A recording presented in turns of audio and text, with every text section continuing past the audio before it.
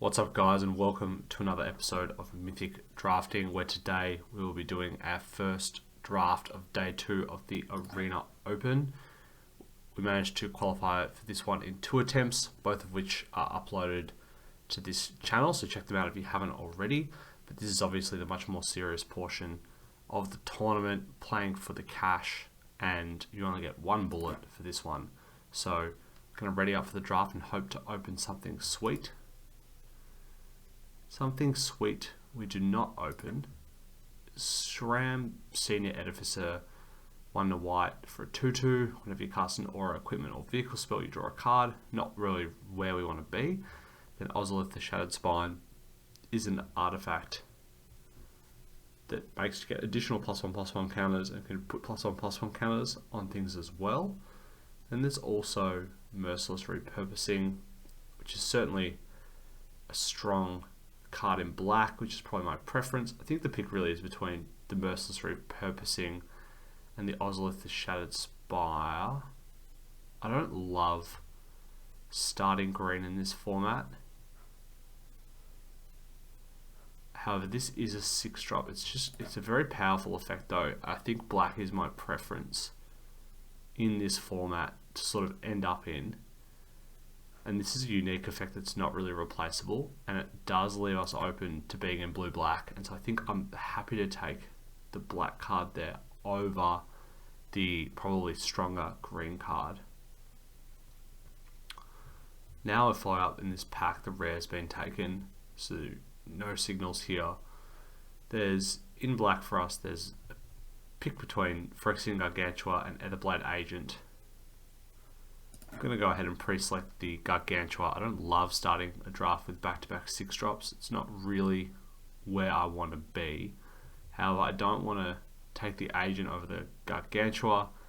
I don't want to move off for like the Alabaster Host Intercessor, the Realm Breaker's Grasp. These aren't cards that I'm moving into white for. I think white's probably one of the worst colours in the format alongside red, and I think black-white's fine and black-red's fine. And that's part of why I think black's a really good colour to open a draft with. I actually think all of the colour pairs are draftable. So I think here we are just going to take the Gargantua over the Etherblade Agent. We're certainly still open to everything at this point. Gigantha is an interesting one here. Gigantha would require us to ditch both of our first picks, which I don't love doing. It does open us up to a 5-color deck, so if we had have taken the Ozolith, for example, we could have been in 5-color here, but I think the pick here is just Invasion of Zendikar. I've been pretty impressed with this card. It allows you to fix, it ramps you up to your big expensive spells, which is certainly what we're looking to have, and there's not really much else for us here. We could take Glistening Deluge, but that's more of a sideboard card. I'd be certainly happy to play it, or Unseal, but I'm not happy with those either. And I don't really want to go into Gigantha and ditch our first 2 picks super early. The other option is Temporal Cleansing, but I think that the upside of Invasion is much higher, and I don't want to fight over blue unless it's pretty clearly open. So now we have Invasion of Coldheim is a fine card. There's also Harried Artisan here, which doesn't surprise me that red looks to be pretty open.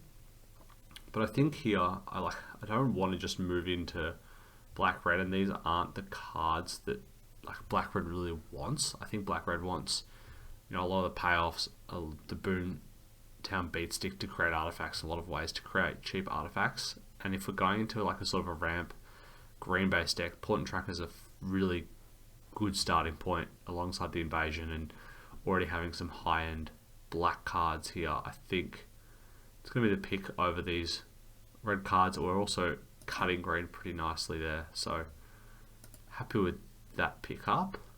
And now we do have one of the black-red cards, so this is much more interesting. We can see here blue has dried up already, in that there's a white, black, red and green common, but there is no blue common. So I think that's a pretty big sign that blue is not going to be available to us from the right.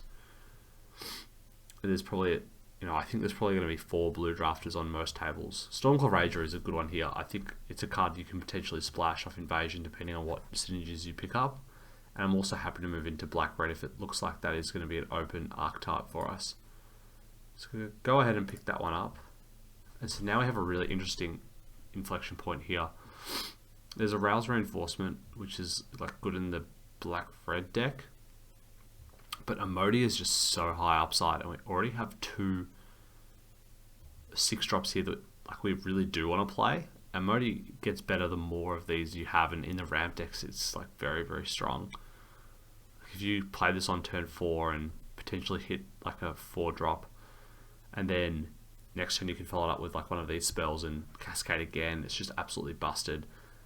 I think it's a much higher upside pick here than like a Rouse Reinforcements, which is like fine in the Black-Red deck, but I think want to commit to trying to potentially lead ourselves into a much more powerful deck than just what the Black-Red deck sort of offers us. So now there's an interesting pick here between a red-white dual land if we want to position ourselves for 5 color. There's Timberland Ancient, but I don't want another 6-drop. I think we're just going to take Notveld Hermit here. Don't really want to pass a pick 8 Notveld Hermit and sort of signal that green's open. Sculpt of Perfection as well is fine, but I don't want to dip our toes into a 5th color here. I think the Hermit is just a super solid playable in green, and happy to pick one up there. Now we have a pick between Etched Familiar. We had the Black-Red, the Red Mountain Cycler. I think we just pick up the Assailant here. I think we're like pretty firmly in green at this point, and I think we just want to signal don't pass any signals and just start shoring up like our base color here. Now I've got to pick between Searing Barb, Doombringer. These cards are all pretty bad. Seed of Hope is fine. Like we've got all permanent cards except for 1 here. I actually think though I'm just going to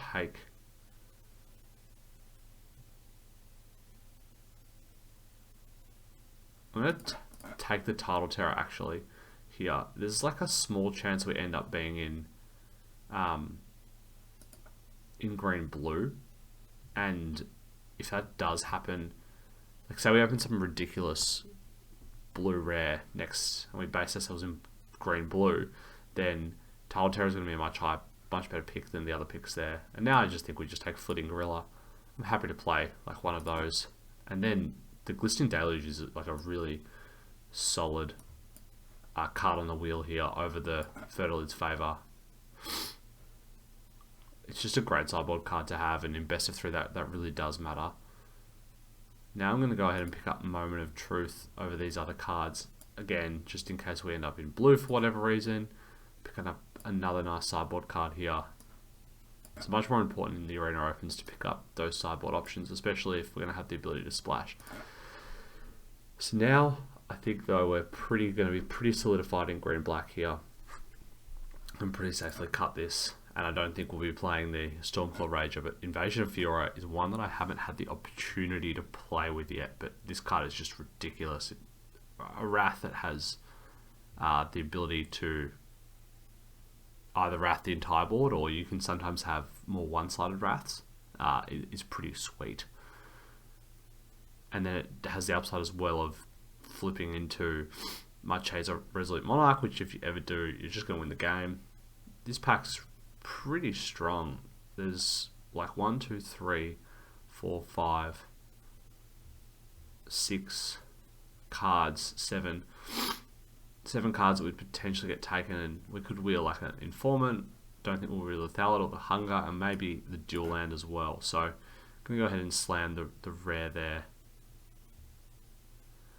Now we have another interesting pick point here. We've got, I don't think we want Arithmethes, but we've got Invasion of Eldraine, another Hermit, or the Blighted Burgeoning. I think given we've got, Emoti 3 6-drops already, potentially setting ourselves up to splash here is good, but just the ramp itself is going to be good in this deck, and Blighted Burgeoning pairs really well with Port and Tracker. And I think it's going to be better. Like, these battles get worse the more you have. And so, while I like Invasion a fair bit, I think the Burgeoning is just going to be better for us here. So I'm going to go ahead and pick that one up.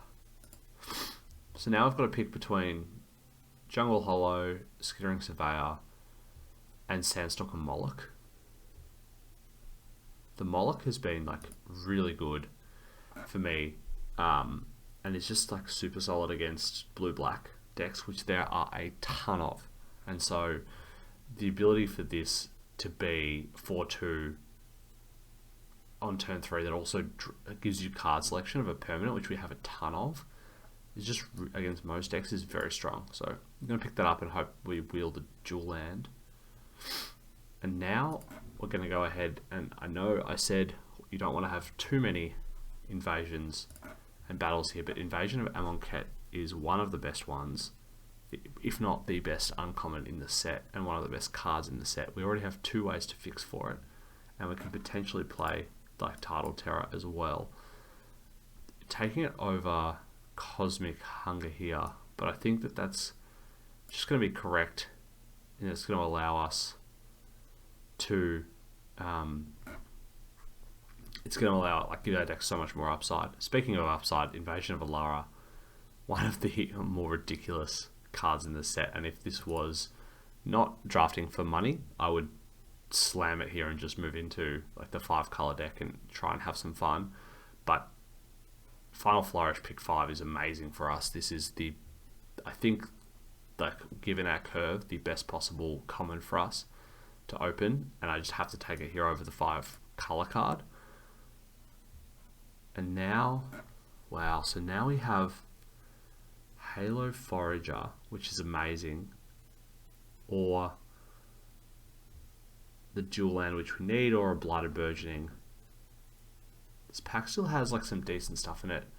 I think, given we've already got the 2 blue cards here, I'm just going to go ahead and pick up the Forager over the fixing. It's possible we will some of that fixing,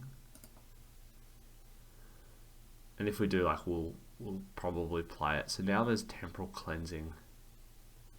I think this is like a fine sideboard card if we come up against, you know, some cards like that create big tokens or anything like that. It's going to be fine for us. Now I have a pick between Mutagen Connoisseur, Halo Charge Scarb. I think, though, here, War Historian is going to be a better 3-drop for us than, like, probably some of these cards. I think we could just take the Mutagen Connoisseur, but I think there we just want to pick up the War Historian. We'll figure out what our 3-drop slot wants to look like later, but Wheeling the Informant here is fantastic. It looks like black's actually pretty open compared to a lot of tables I'm at, and now I think we just take Unsealed Necropolis. This is a card that don't think this deck particularly wants to main deck Unseal, but it's a very strong sideboard card to have in a grindier matchup. Hitting the duel there is really nice. And then now we hit the Swamp Cycler as well. Wow, so I don't think Invasion of Alara should be going this late, but it's a good sign for us because we have the Burgeoning. We have the Burgeoning already, and the Invasion of Zendikar. There is like a world in which we could play it. I don't think we're like looking to play it or anything like that, but I certainly think that it's like a possibility that we like even bring it in some matchups as a sideboard card. So it's a strong one to have. Now I think the pick here is between, like, we're not splashing Quintorius. I think actually maybe Tangled Skyline here. We've already got like a fair bit of top end, but it really does help stabilize the board. Makes a 5/5 reach token. gives all our Phyrexians reach as well, which is like a problem for the green-black deck. I think I'm just going to take the Skyline here over the Pest and the Vanquish. This could be incorrect, but I think it has enough upside there that it's like worth taking. So now we have a pick between, like, there's the Kami of Whispered Hopes, which we don't really have much to give it +1/+1 counters. And then there's Invasion of Vryn, but I think here we just want to take one of my favourite cards in the set is Skittering Surveyor. It's good with Final Flourish. It's going to get us our blue sources, sorry. Make sure we hit our land drops and just make this 3-drop slot that little bit more consistent. So now, Croxer and Kanoros is another interesting one, but I think given we have, given we're not playing white or red, it's just irresponsible to splash that in this deck. Like, if I was playing, again, just a normal draft, I think would be trying to play Invasion of Alara. We'd be playing Croxer and Kanoros. We would have taken Quintorius Lawmaster, but in this here, I think the pick is just the super solid 2-drop that's in our colours. One of the best uncommons in the set, and we hope to wheel the Jungle Hollow. Wow, okay, and so now we get a 4th pick, Doomscar Warrior. So green was quite open. Good read for us here. In this card is just super, really, really strong. There's also Eudora Grave Gardener, which is fine, but nowhere near the power level of Doomscar Warrior. So super happy to pick that one up here. So now we have a pick between Blue-White Duel, which doesn't really do anything for us, another Blighted Burgeoning, which I think is the pick over this Taser, which we're not playing, and the second Tangled Skyline. I think our deck's like getting to the point here where we have the possibility to like do a lot of sideboarding options, in that we can like bring in this Invasion of Alara. I don't think we're going to start it. So now actually this is between Dina Soulsleeper,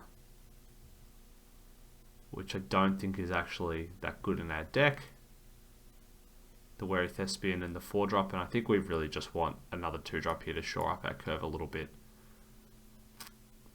And now Invasion of Muruganda. So our removal package is Flourish, Merciless Repurposing, Invasion. I think given all of our ramp, we actually can take this Phyrexian Gargantua here and just like really lean into this green-blue value. Picking up the blue-black dual land here is awesome for us. Like, we have 3 cards here, and we're going to have 6 free sources of blue. So our mana base is actually going to be very solid here. Not Vild Hermit on the wheel, another solid card for our curve. And now we just take Oculus Whelp for the sideboard, but we're like never playing that. So here there's an Overgrown Pest, or just a dual land. It's an interesting pick, but I think we just want the dual land. It just actually makes our deck strangely more consistent than the, like, we already have 23 playables here, and the dual is just going to like shore up our mana, make it really, really good, and allow us to cast our spells, which I think is actually like counterintuitively more important than the Overgrown Pest. So now, got to build this one out. Got 3 blue cards. We have, are there any cards here that we really want to be playing? I think Unseal the Necropolis is an interesting one. Like with Invasion. Maybe it's better than Flitting Gorilla here. Because we also have the Halo Forager. Yeah, I think I probably like having, so 14 creatures. I like having this Unseal the Necropolis. Our removal packages, not the greatest removal. We do have 3 here. Also, Halo Forager like acts as like quasi removal. It's possible, I think, that we're meant to cut like a burgeoning, but if we really do want to ramp in this deck up to like the Gargantua and Emoti, it might be that we're meant to just cut one burgeoning here and play the Gloomfang Mauler.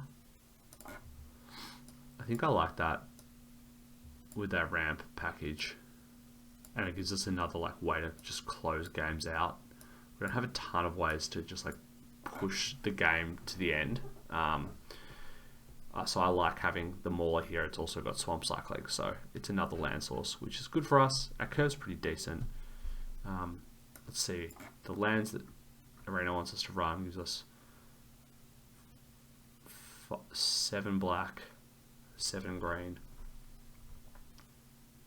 plus 8 green, 1. So that's 10 black sources.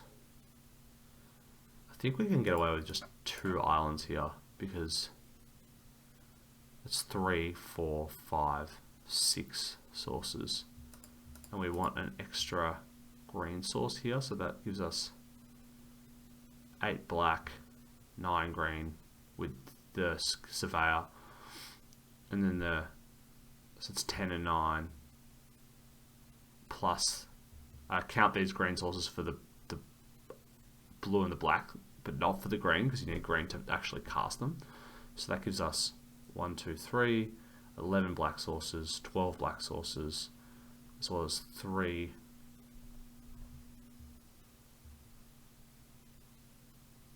3, 4, 5, 6. I think actually it might be just correct to run like this. 1, 2, 3, 10 black. We do have so much double black though. I think given we have more double black than we have blue cards, I think it's actually better to just have more black sources. We're still going to be able to cast our blue cards later, and these cards are all fine in the late game as well. So things for us to keep an eye out on in sideboarding. We've obviously got Glistening Deluge. We've got some War Historians here for Reach. I think actually maybe it's better. I quite like the Serpent Blade Assailant, but the 3/3 body's actually maybe better than Assailant here, given that we're the ones with the sort of beefier creatures, and also we're going to be attacking, like we've got 1, 2, 3 battles that we want to attack. So yeah, I think I like this. Alrighty, let's hit up game number 1. Game number 1 here, win the die roll, so definitely going to be playing first. This hand's like a little bit awkward with the mana, but I think given we're on the play, we definitely keep this. Invasion of Fiora is a sweet one. Run out the green-black dual land so that if we draw an untapped land, we can play Portent Tracker. Yeah, I think this hand's fine. And now we just run out the Dismal Backwater, and then we can play Portent Tracker, and then the turn after that we're going to have 4 mana available to us. Or if we draw an untapped land like that, we're actually going to be able to cast Emoti next turn. So let's go ahead and run this one out. We do let them get the hit in with the Wayfinder, but Emoti should be pretty good here, I think. Opponent's on green-blue as well, so one of the weaker color pairs, I think, but they could have like a really good version of it if they're in green-blue. Tangled Skyline is interesting here. I think I'd rather just run out. So it's interesting because we could play Tangled Skyline, then try and set up the invasion, but invasion's actually so good here with Emoti, because we can keep our Emoti and it will trigger the Cascade. So we can cast Sandstalker Moloch for free, which is going to trade quite well. And now next turn we have a lot of options here. So like we can trade the Moloch for the Wayfinder here pretty happily. I think given we have like Necropolis, we can trade it pretty aggressively. So they've ditched Hanger Scrounger. So wow, looks like opponent had a pretty rough draft if they're in like a 3-color deck that's playing these cards here. So now, like we could Invasion of Fiora here, but it's actually like not that good because the Cascade will happen first, and we like are very likely to just hit a card that we then like don't cast, like that we can't cast. So I think we're better off just running out the Skyline here, slamming that down. We can keep our Incubate token, saying go, and then potentially get the opponent to commit some more cards to the board before we go ahead and blow everything up with Invasion of Fiora, keep our token around, and then hopefully like unseal a Necropolis back Modi and like set everything up again. Okay, so Karuga, a really nice one for the opponent here. They only draw 1 card off it, so it's not actually that good for them.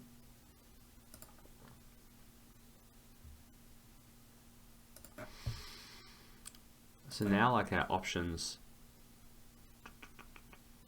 I think we just want to get the opponent to commit more stuff to the board. So I think we can just run out Nezumi Informant here.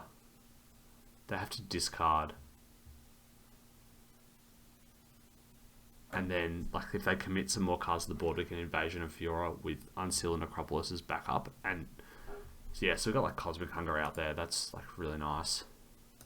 We just say go. Like Sandstalker Moloch blocks really well here. I think this board state heavily pushes them to commit to the board. And if we draw a land, we can play Invasion and then flip it with an Incubate token as well.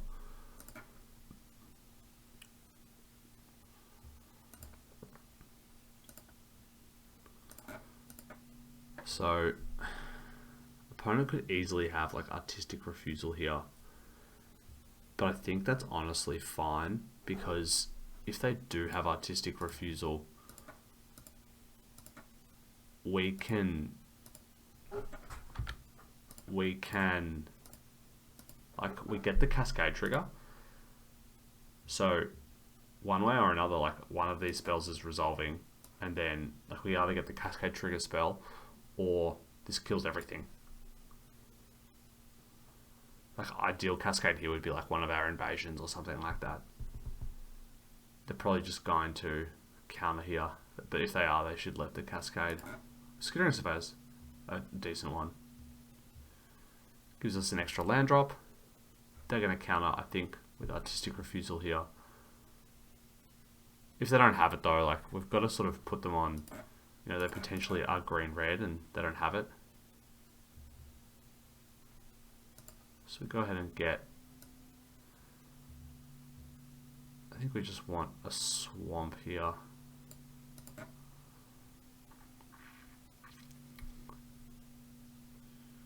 So we want to destroy all creatures.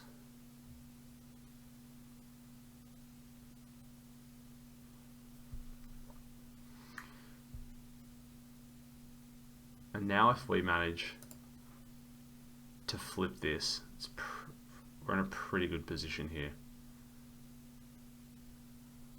With the Unseal being able to get back like a Modi and Sandstalker Moloch.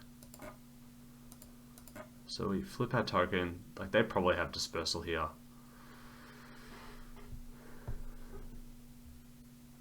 Yeah, I think, no, okay, so they have Kolgla and Yadaro. Okay. So opponent's got a really greedy mana base here. Like we haven't seen any fixing. Oh, now we see the fixing. So we can go ahead and unseal into a Modi this turn. That's going to be pretty good. So unseal. And we'll just get back Doomskull Warrior and a Modi here. Slam our Modi down. Wary Thespian's a good one. Get to, oh, we'll keep that one on top. Now we're set up pretty nicely, like both defend the battle and like we can put Doomskull Warrior on the Wary Thespian and get the invasion of, start trying to set up attacking the invasion of Fiora. Opponent's deck like that, I wonder if it will pass into them. They're like in a rug control deck that I don't know if they have the top end that we have. Seen like Kogla and Yudaro, but so now actually I think we just slam Phyrexian Gargantua pre-combat here. Just get to Cascade. This one, we just give this -2/-2 here. Means they have to chump.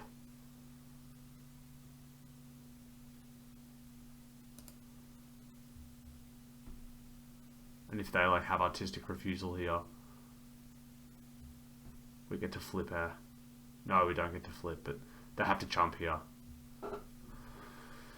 which is obviously good for us. I don't mind opponent's deck if they like hit their lands and stuff, but it seems pretty greedy. It seems like they're green blue splashing like red for Hanger Scrounger and Kogla and Yudaro, so they've put Temporal Cleansing back on top, which is a bit scary. Kogla and Yudaro could still just like do a lot of work against us. Like, that's gonna be a tough one for us to manage to beat. But Marchesa has Menace and Death Touch. Oh wow, Marchesa's absurd. Whenever it attacks, remove all counters at the beginning of your upkeep. If you haven't been dealt combat damage since your last turn, you draw a card, lose a life. So Marchesa's just absurd if you can flip this backside. And like if you have a battle, if we have a battle, we can like play the battle the turn, attack it, immediately flip it, and like get back something. Thespian's not going to do it here.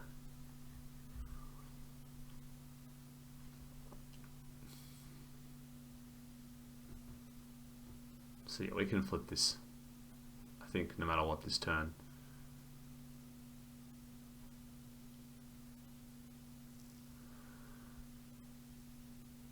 Are they going to be able to flip this?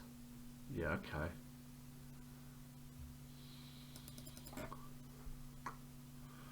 So now, if we put the counter on Thespian, and let's say we attack with both, they can like eat it and we flip, or they like all trade off. So potentially they should have flipped their battle there.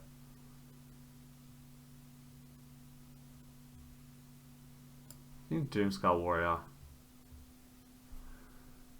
Just, and then we put it on the Thespian. And they have to trade. Otherwise we just get to flip. And yeah, this like forces them to double trade, I think, unless we get, and then otherwise we just get Marchesa. Yeah, so they're gonna have to trade there. They both trade, and what we're doing now is we're just setting up us being able to flip next turn. Okay, so we definitely keep that one on top. Slam the Hermit. Say go. Kogla and Yudaro obviously does work against us here.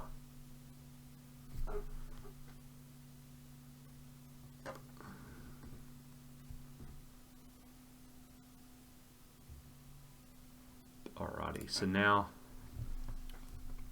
it's very possible they've just got a removal spell here, so let's just go ahead and attack with both. I want to hold up repurposing now as well.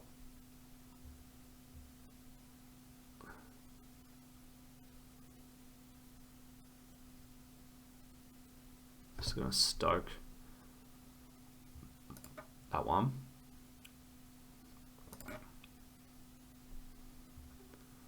Now we get my Cheeser, and we're not going to flip the Hermit because if they have Kogler and Udaro and like they play it and then they fight something, we want to be able to merciless repurposing it.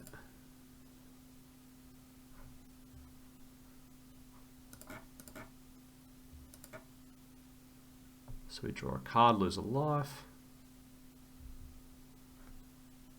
Getting low-ish here on. So we've got 8 mana. Play this one out. Let's just go ahead. We can attack pretty safely here because we can just remove all the counters here. Actually, we shouldn't have attacked with... This is a punt here. Attacking with the Hermit's just bad because we just like let them do this for free. That's not good. Now we just play War Historian. Again, the same logic being we just want to hold up the repurposing. And we can just like grind this win out, I think. So the Macro Sage comes down.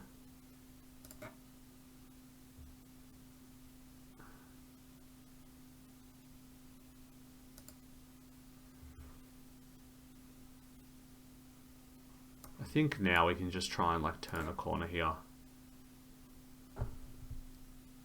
Just go ahead and exile this. Oh wow, negate, okay.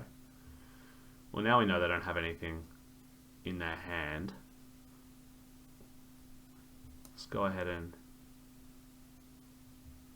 do this pre-combat.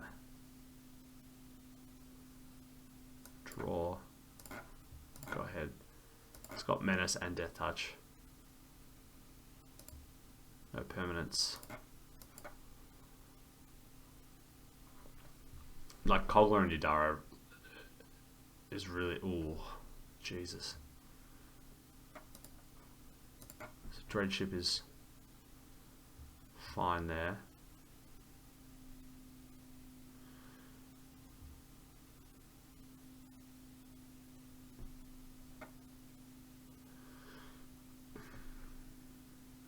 Invasion is interesting.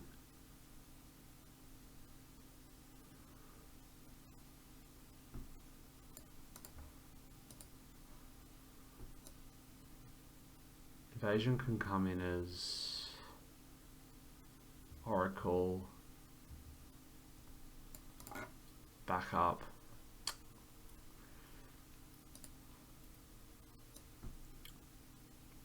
So also just a good chance we mill that Kogler and Udaro, which is like pretty sweet.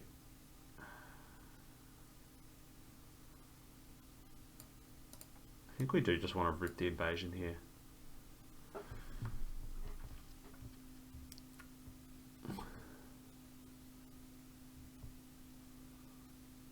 Oh wow, Atali, okay.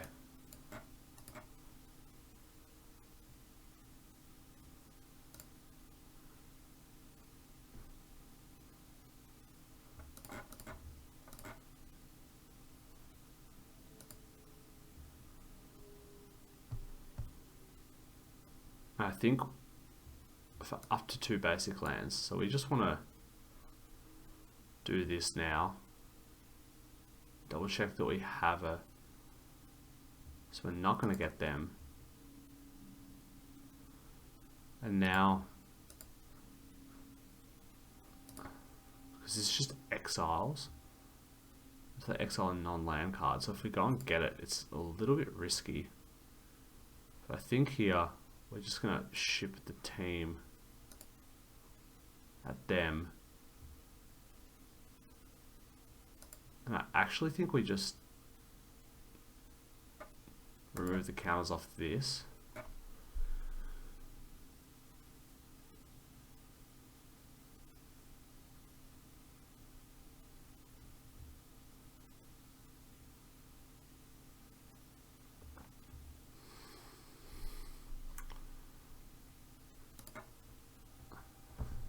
Jeez, this game got a lot closer than I thought it would be.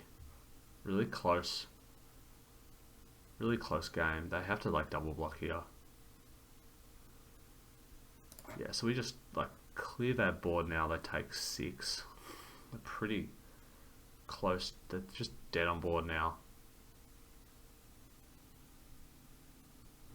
Oh, managed to pull that one out. That was a really, really close one in the end. Much closer than it probably should have been. So let's take a look at our opponent's deck. It is green-red, splashing.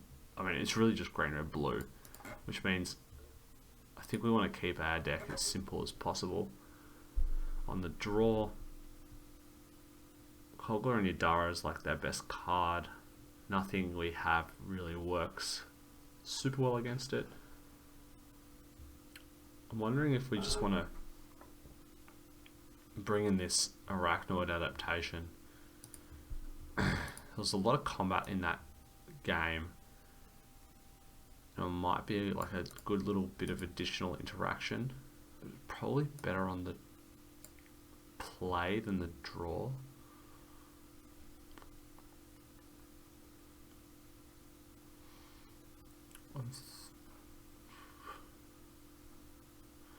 Don't love this against them.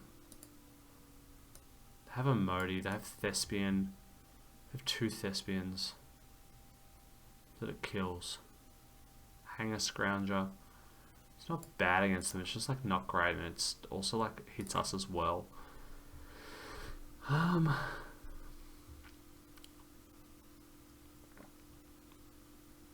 I think I just like the deck as is. How many lands do we have? We have 17, plus a bunch of other sources. On the draw, maybe we just play 41 to balance the deck out in terms of give us the additional spell, given we have so many land sources. And on the draw, I think it's fine, and potentially we could just cut it on the play. Of course, like we don't have it in our hand here, so this is just a mulligan. Yeah, we're much happier with this hand here. So we're going to keep this, put Swamp back on the bottom. And opponent also took a mulligan, so Invasion of Amonkhet is a really nice one there. So we can actually, like, if we draw a forest here, we can flash in Sandstalker Moloch on their end step and then play Invasion the next turn if they don't have anything. Just gotta hope they have an awkward draw here. So they've got Harried Artisan. That's a good one. I'm gonna go ahead and ship the turn here. They might like flip this. So they're not gonna flip.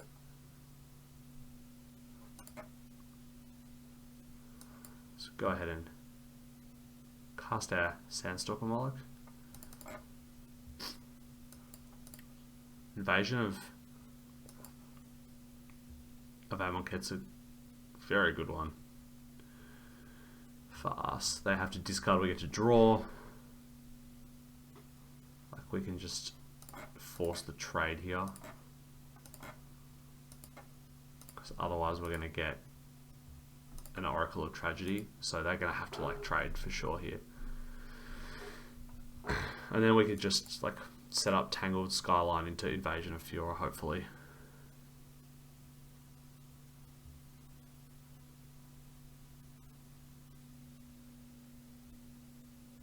So they get all their lands. Gonna go ahead and just rock this Skyline now and hope that they like flip this and play a creature and we draw land and blow them out. So they should probably incubate that. No, they're not going to.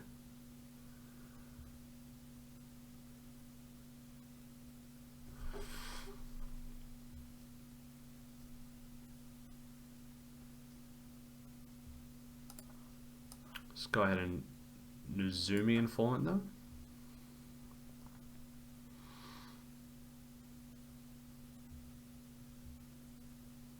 So they counter that. Okay, I think we just want to set up us having the invasion. Invasion's going to be super strong here, so yeah, like if they, yeah. Okay, so now I'll probably flip and just get in with the team.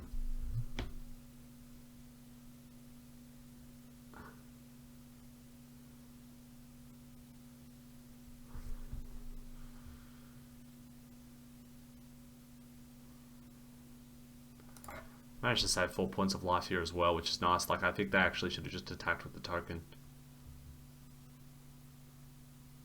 Karuga is really nice.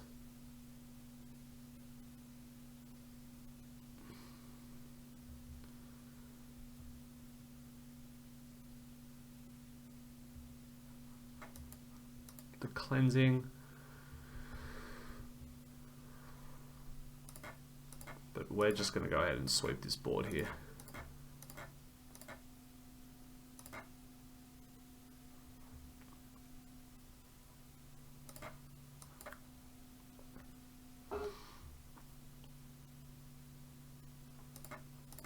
Wraths are just so good in this format. Like, we've got 2 cards in hand. We have Repurposing, Final Flourish. Escorts are that's a nice one. They can go ahead and get Karuga back here. And now they can attack us for 4 as well. Thespian, okay. That's nice. Crew up.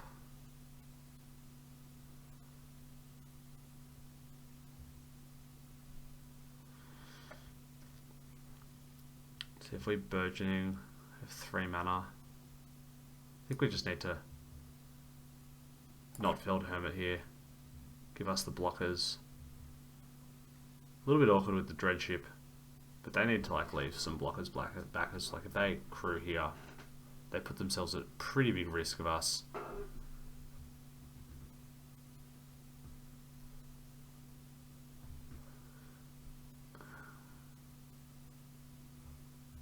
Timberland Ancient. Wow, okay.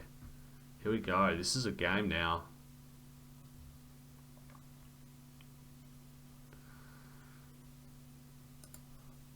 Can't trade there. So there's the swamp. I think we need to try and like orchestrate a situation in which, so we could like attack the invasion of Fiora actually and force them to chump here. That seems pretty good.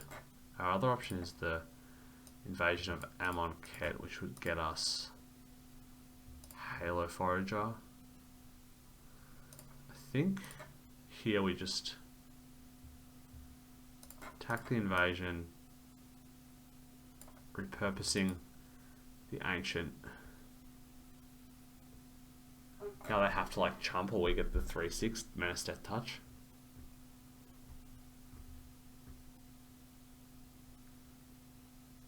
It's a little risky because we're going to go to 1 here. But they have to like swing out to do that, so.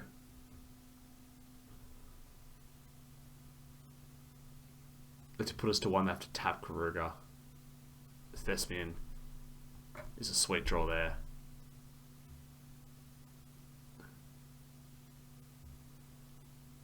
So put us...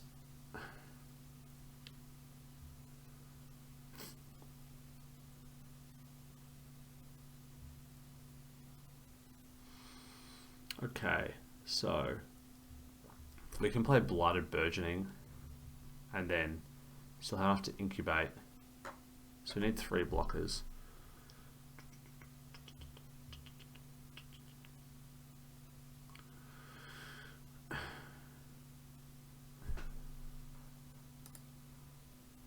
What can Invasion get? Invasion can get... If we get the Amonkhet, get like Halo Forager, make them discard a card. Okay, so attack this, get the 4/4, kill this. They can only have 2 attackers. And we have 2 blockers. Yeah, I think I like this line here where we go Blooded Burgeoning on the forest. Incubate 2. We Final Flourish the Karuga with kicker here, sacking this incubate token.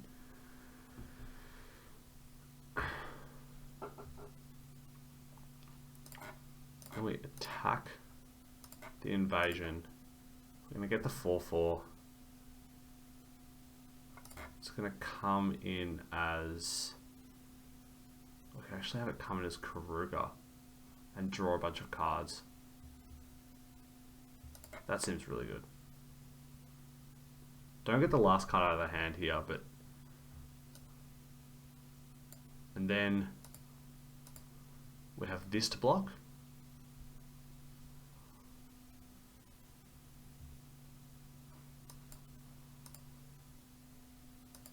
Unseal's going to give us access to Halo Forager. Gigantha is fine here.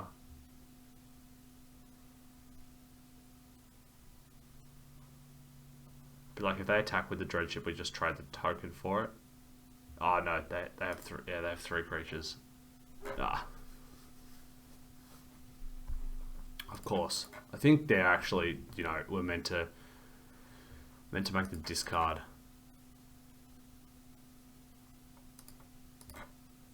And then it's less likely that they have that line. Yeah, I think that's a bit of a punt. But I'll see you. So we'll see. We'll sideboard. Still can get this weird on the play, I think. Just probably want to cut. And they have so many. I think maybe Glistening Deluge is actually pretty good here. And like maybe we cut our own Wary Thespian. And just like change the deck up a little bit so that... Because it gives green creatures. So we can like take out War Historian. Leave this in. Put... Like change the deck so that it doesn't affect us as much, but it affects them more. I kind of like this. So we've sort of changed the deck around a little bit.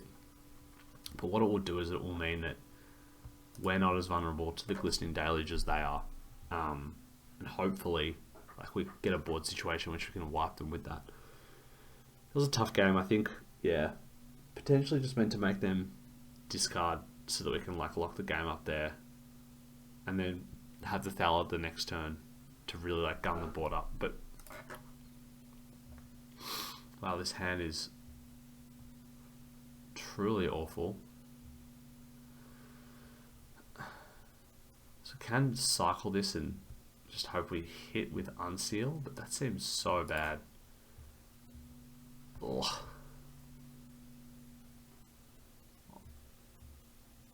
I think we need to mulligan again here. It's just like we don't do anything unless we... Oh my god, okay. I mean, we're not going to 4, so let's just put that back. I think put a Modi back as well. And we just gotta hope we hit lands. It really is the only way around that. Pretty... That's a start here. We can potentially get them if they like play a bunch of stuff that dies to Glistening Deluge. I mean, if we hit a land here, we're actually somewhat live.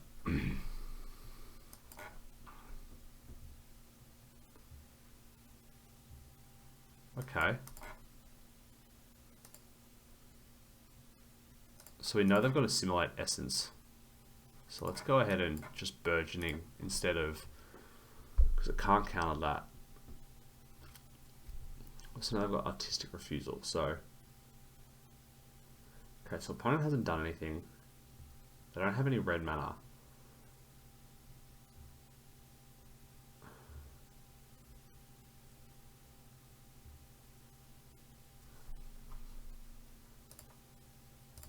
Let's go ahead and just see if they counter Skittering Surveyor. No, we get this one through. So we stick that. Let's go ahead and get a Swamp.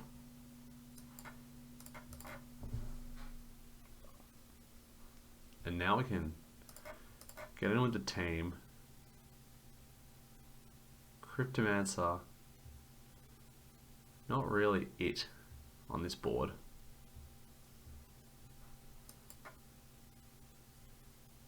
Looks like opponent's potentially a bit screwed here. In terms of land screwed, not in terms of the whole game. But now we're going to be able to play Tangled Skyline, and again, if like their cards are similar to Essence, it's pretty good for us. I think if they just like play a land here, yeah, okay. So that's fine. I thought they might have Artistic Refusal. Let's go ahead and get in again. Slam the Skyline. Great that they played the Cleansing on the 2-2 and not on the 5-5.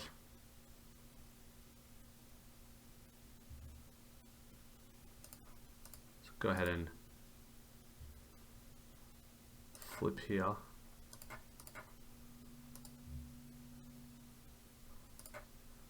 We'll just go ahead and slam Gorilla. Hopefully close this one out. Pretty lucky game 3 here, but I think we got a little bit unlucky in game number 2. So that's always good to start with a victory, and I'll see you for game number 2. Alrighty, back for match number 2. We are on the play. This hand is definitely a mulligan. Can't cast anything. This hand's an awkward one. I think here we're meant to pitch. I think we have to keep this hand. I think we have to just pitch Unseal the Necropolis. And just hope we hit land drops in order to be able to cast Phyrexian Gargantua. If we hit Swamp next turn, it's just so good. Surveyor is fine. Opponents on green-black as well, which I think we actually have a pretty favourable matchup into. In that our version is very, very grindy.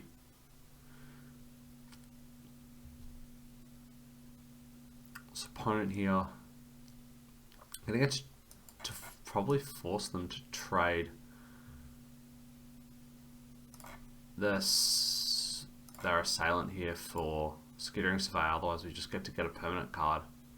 Creature or land card. Wow. Okay, so free Portent Tracker for us. Oh, so they have their own. That's pretty funny. So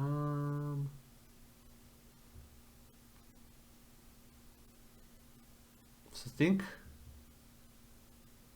we'll just let that one go. They can have one hit as well. We're going to be able to get another hit in with our own warrior this turn. So just got to hope that they don't hit something good. But yes, they hit a land. That's really good for us. So now we can actually just play. The tracker's pretty useless on this board. So I think we just go ahead and run out tracker here. And then just Final Flourish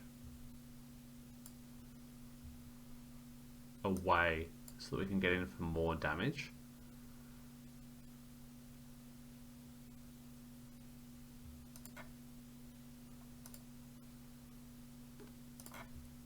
Yeah, this gets us in for 6. We're going to get another permanent card. Play Jungle Hollow. Get in for 6 here. Go ahead and get a Notfeld Hermit. Oh, sorry, it's a creature or land. So Notfeld Hermit's a good one here. Because we can... Okay, so Edge Familiar. Not really it on this board.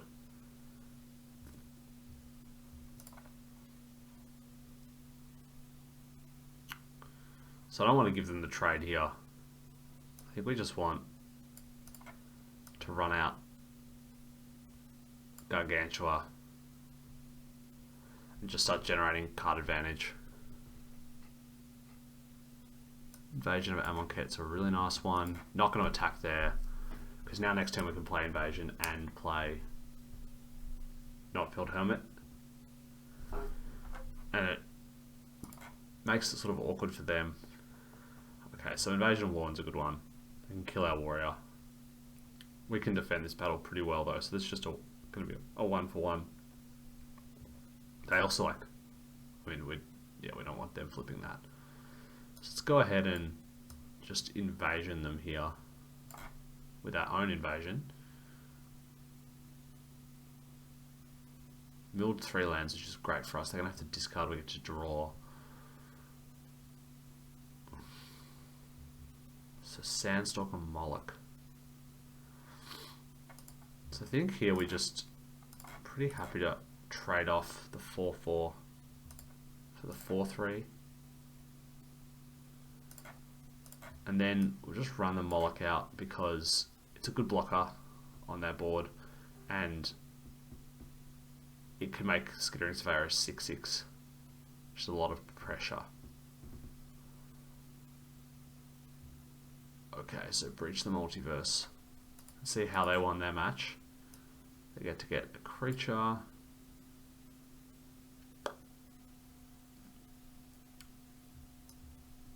That's probably going to get... I think they should probably get the Doomscar Warriors. They should probably just get both of them. Okay, no.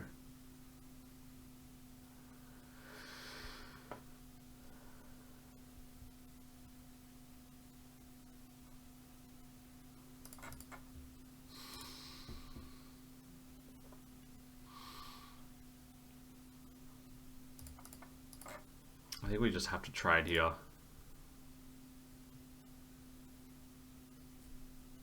It's a little bit annoying. Man, Breach is just such a good card. So strong. Unseal's a really nice one here for us. Because we can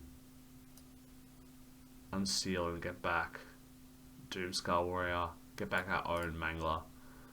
I think what we want to do is we just want to play Thallid. We can play both the Moloch. So we can flip the Thallid and hold the Moloch this turn. That seems good. This leaves Moloch up. And then next turn we have Unseal and Necropolis. Or we can like end step Unseal, which is also good.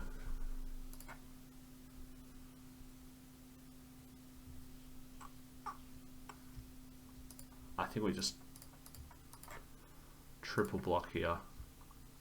I hope to clear.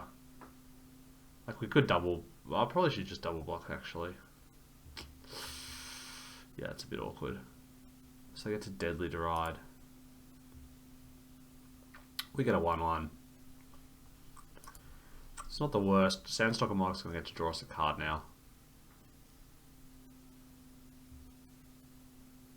Converter Beast for them. Moloch for us. Just grinding here. So, Tangled Skyline, Halo Forager. Halo Forager is sweet here, actually. Let's go ahead and pick that one up. Because it allows us to Deadly Derision. Oh, it also allows us to Breach. So we've got 8 lands. We could Invasion of Zendikar and then just Breach them next turn. I think that wins. Where's Breach? Yeah, let's go ahead and Invasion here. So they're going to have 9. But we can block everything except for the...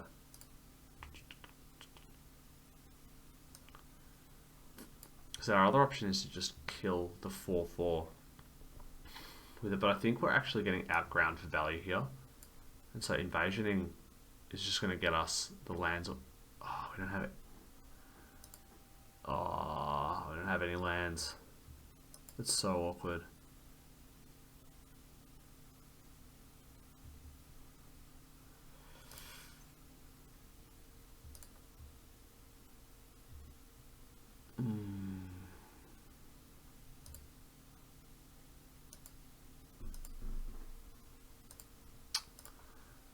Damn. It's really unfortunate that we don't have the lands. That I should have counted that out before. Did that.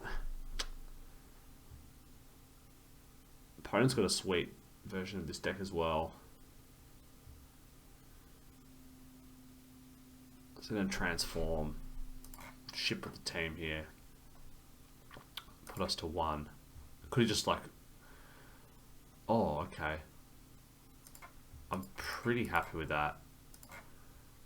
They get to flip, but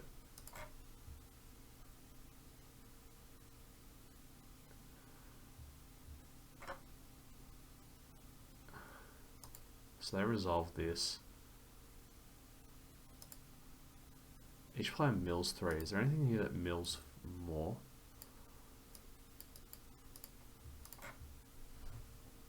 So they're going to go ahead and return.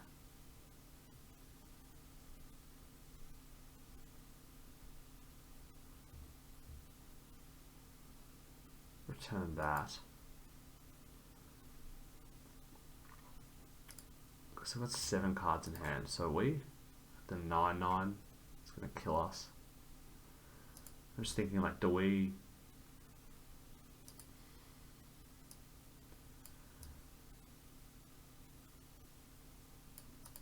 So we can kill a 9/9.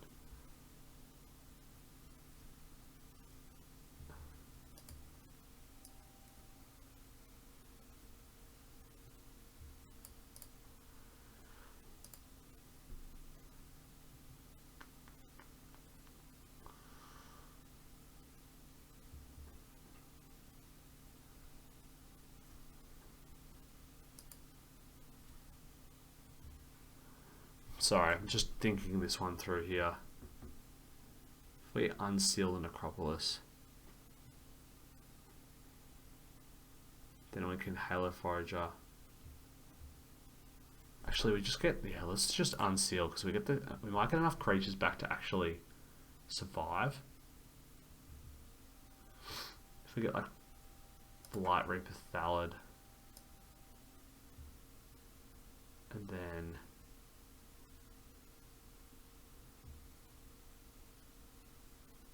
Blight Reaper Thallid.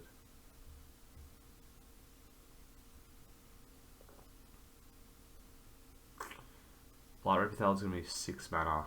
We have 8, so we need another 2-drop here.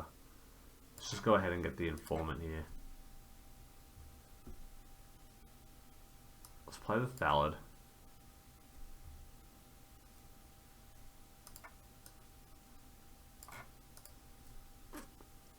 Actually, we want to repurposing them, I think, because they're going to give menace to something, and we just want to kill that. Shit the turn. Slay Mauler. Got 3 cards in our library. They go ahead and I think they'll put it on the 9/9.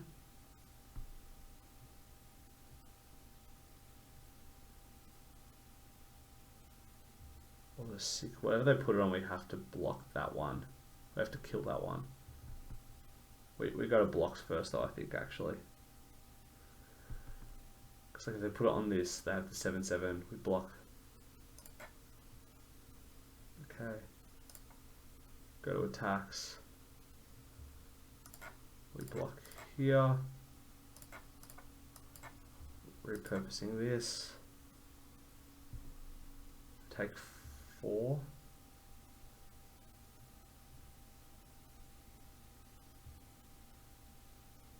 And then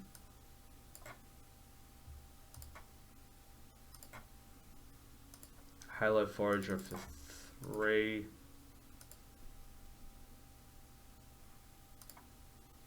Unseal. Both mill 3. And they have to draw and we get the win. Wow, that was an awesome game. Whew. Just have to take some time to pause there to figure that line out. But that was a really sweet one. Yeah, leave a comment below if you enjoyed that game. But whew, that was a tough match. Very, very close.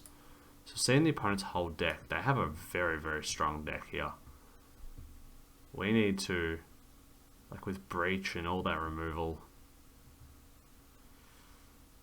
Yeah, I don't think...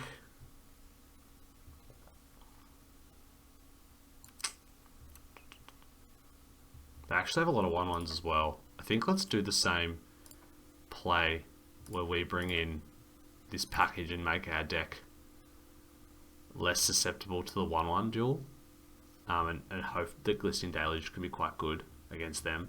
They also haven't seen Invasion of... No, they have seen Invasion of Fioria. Is there anything that's good against Breach that we have? The answer is no. The answer is try and end the game. I think this one's going to be tough on the play.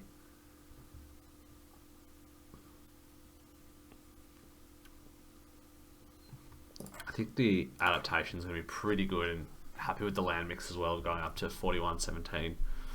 Even though if we did had to mulligan a few times, I don't think that we should be like results orientated in our thinking there. Alrighty, this is a keep here with the Swamp Cycler. Opponents had to mulligan.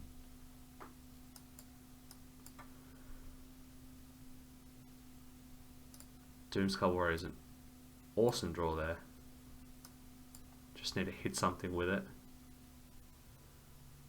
So pawn tracker for the opponent. There's our adaptation. Go ahead and ship the turn.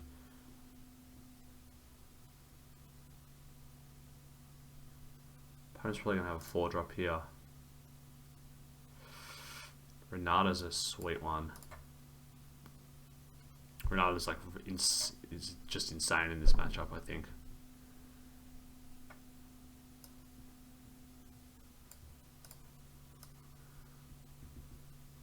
Go ahead and run out Blight Reaper Thallid here. There's a chance they attack. Okay, Converter Beast. They probably will attack here, actually.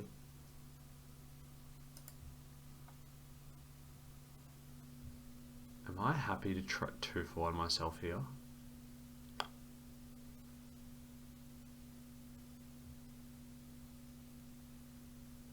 I actually think we are.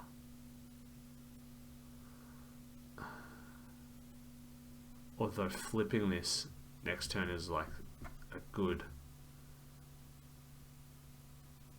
potential upside, because we potentially don't have a play next turn if we don't do this.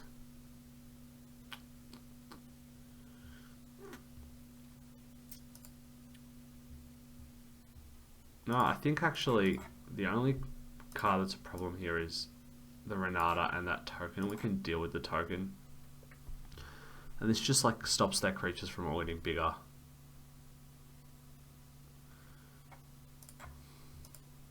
Okay, that's a really good draw.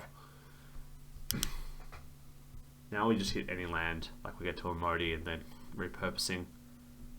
They're going to flip the Incubate token, I think, here and just start beating down, but Kami's like fine. Glistening Deluge would be good here, but yeah, now like they don't get to have the extra counter on this. Kami's like doing something here, but it's not like amazing. Just really want to like rip a land. Oh.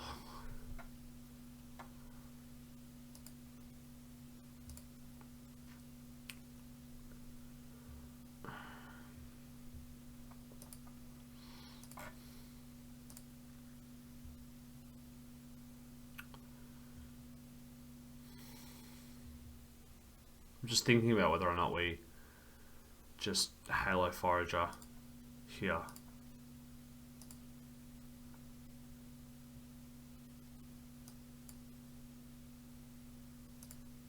think we actually just do.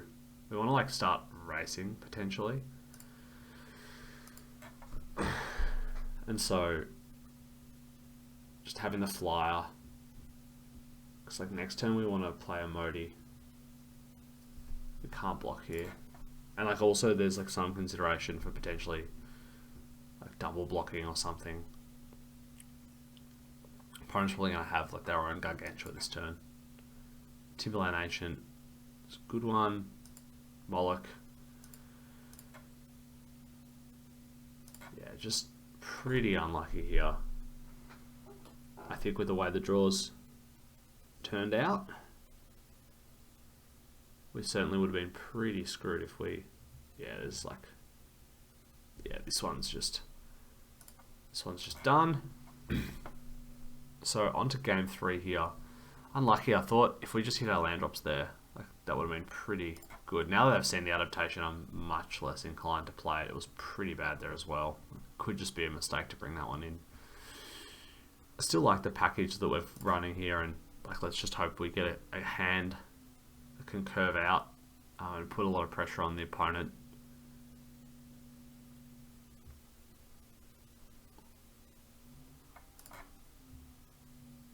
Not a hand that will curve out. But I think it's still a keep here. It's like one early drop or, you know, a couple of lands away from being really good. And we can always just unseal on 3 if we need to, but I think we're probably holding that. And the upside of like a Modi is potentially this deck just wants both burgeonings. Opponent's taking some time with their mulligan decision there, so they've obviously got a close one as well. Land drop's good.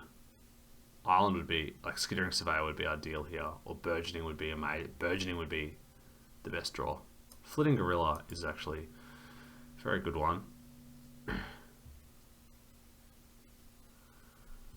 Portent Tracker is like so good in this matchup because it just like puts you ahead. Like Renata, oh.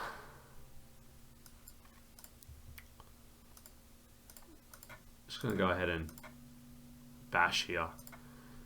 There's every chance that I like play a creature pre-combat, and if it's a black creature, we get to draw, and we get to kill the Renata with the Sandstalker Moloch. Okay, so Eudora come down. We've just got to kill this thing here. So happy with that. They get the forest. We get a useless Glistening Deluge.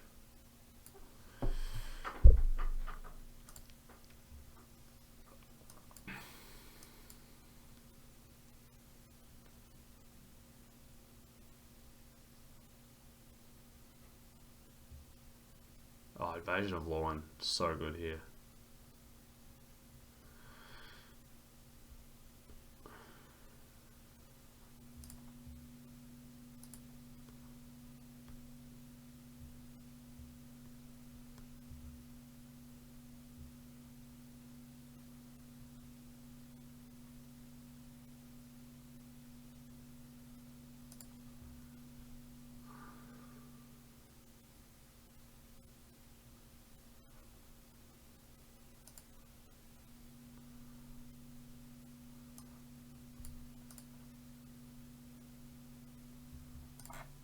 Get the swamp. Oh, it's like could unseal this turn.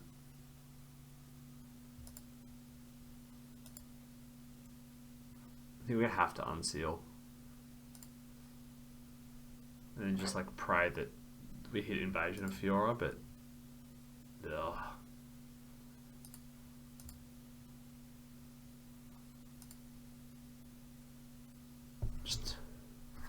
Maybe this hand was a mulligan.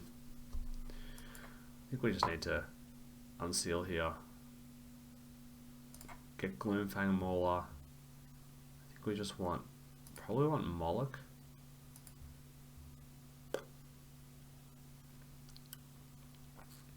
Flitting Gorilla can get back. Invasion of Amonkhet. Or if we happen to mill. Okay, so let's go ahead and cycle this. Our only out here is just hitting Invasion of Fiora. So I think we just want to run this one out. Oh, actually, we should have Flitting Gorilla'd. That was really bad. Oh, we're just dead anyway. So that was, our opponent had a sick draw there. That's the first loss. We get one loss, so if we can win the next 2, we still can make the second draft. So join me for the next one. Alrighty, match number 3 here. This hand's a mulligan. This hand is a keep. I think we just put the repurposing back here. Probably going to want the Gargantua over it to get us the card advantage immediately. And Halo Forager is just so strong. Good to see a black card across the table with Sandstalk and Moloch in hand. See, blue and a black card. So now, feeling a little bit better here. Can just go ahead and run out the Informant here. Get them to discard. Swap their hand a little bit. Then hopefully next time we can play Moloch. If they play something.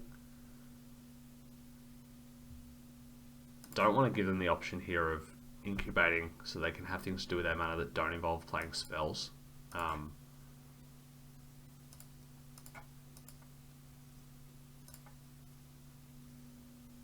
Just going to ship the turn here. And now we can just slam Moloch in response to that. Go ahead and I think we just want to grab a land here. Land's good here.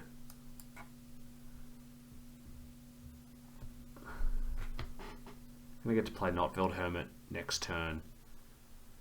And then the turn after we can potentially go like Thallid and flip it. And if we just like go land, we can play Gargantua. Which is really like quite strong. So Moloch's just so good. There's so many blue-black decks in this format. I think it's just like very, very solid in the green decks. It's like a little bit awkward because a lot of things do trade for it, and it's bad against the blue-white Knight decks. But the upside there is like very, very high when you do hit. And I think at these types of arena opens, people are going to be pretty leaning towards drafting blue-black.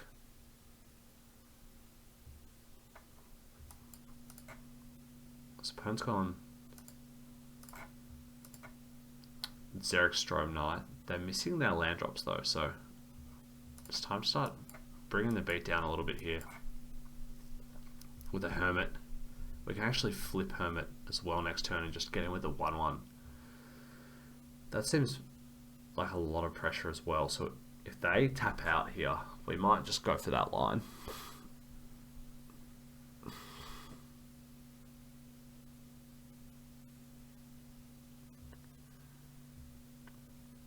And they're obviously incentivized with the Knight to tap out because they want to play like multiple spells.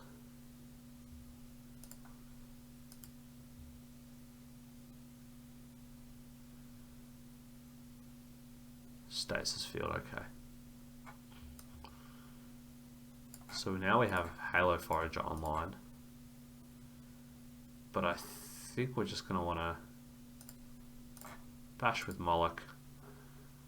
They may trade here. The only thing about trading is that if you trade the Knight, then all of our like this 1/1 comes online, but they don't know that we have more 1/1s in store, so it's probably worth it for them. We do have that's on the bottom. So go ahead and run out Thallid. We'll just transform it as well while their shields are down. And next turn we can just slam Gargantua. If they don't draw land as well, like they're in a pretty tough spot. The Strome Knight's still pecking away, but we're just putting a lot more pressure on the opponent than they are putting on us. No land is like super unfortunate for them.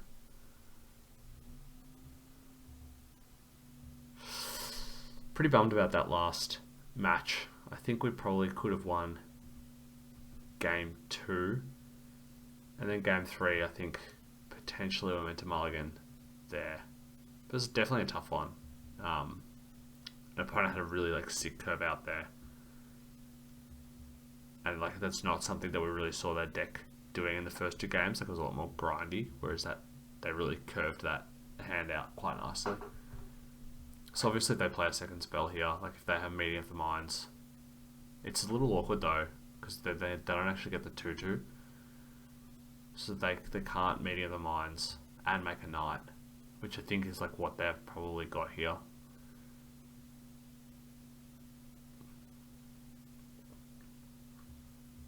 We're going to get to trade the Thallid potentially, and like or the Moloch for the Thallid. I'm pretty happy with that trade, either of them.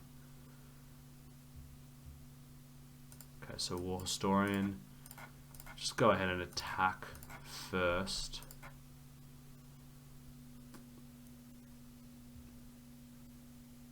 Opponent's chumping.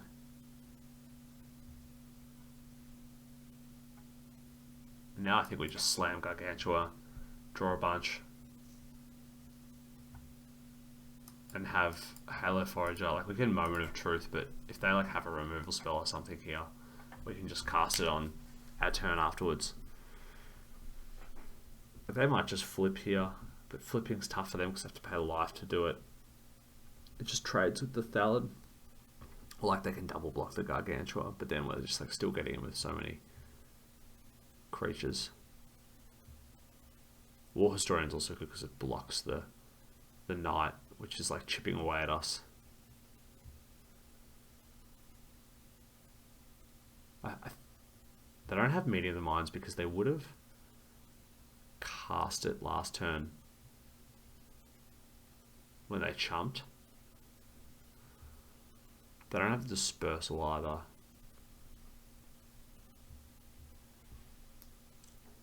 The Dispersal's obviously like super awkward with the Moloch. So they can exile and flip. I mean, if they don't flip, we're just bashing with everyone. Yeah, so now, I mean, we're still just bashing, I think, with the team here. Evasion Fury is good backup. Let's just go ahead and ship in here.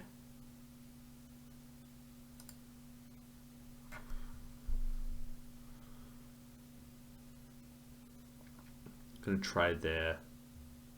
They probably chump the Gargantua.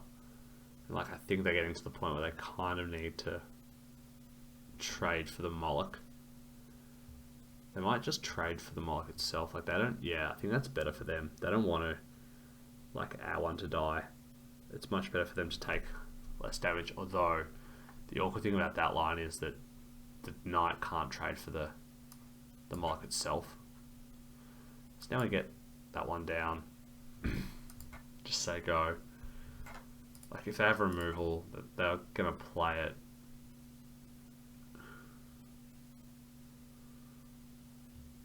And we can copy it with Halo Forager.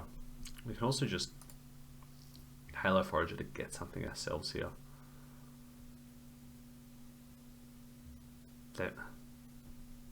Some people don't realise that this... Damn. Traumatic Revelation. Really good one here. It's, I think, definitely correct to just take Halo Forager.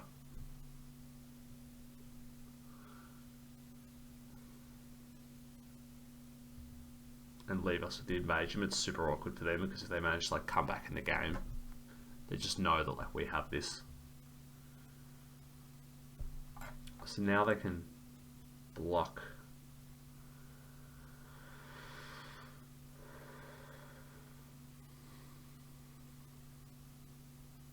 I get the 2/2.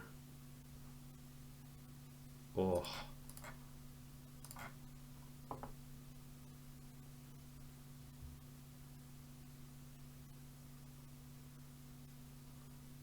Okay, Final Flourish. That's a good one. Tap that down. Still just a 2/2 on a... So they can block to chump here.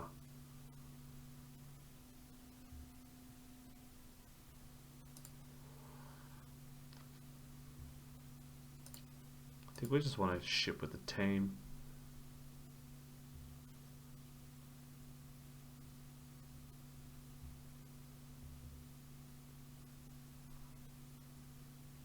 They chump the 4/4.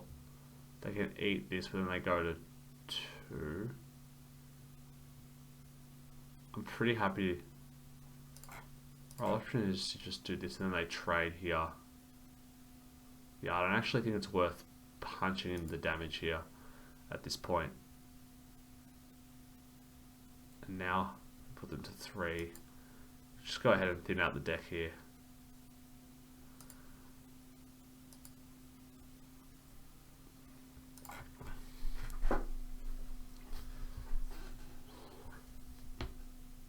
Now they have to be able to block both Thallid and Gargantua.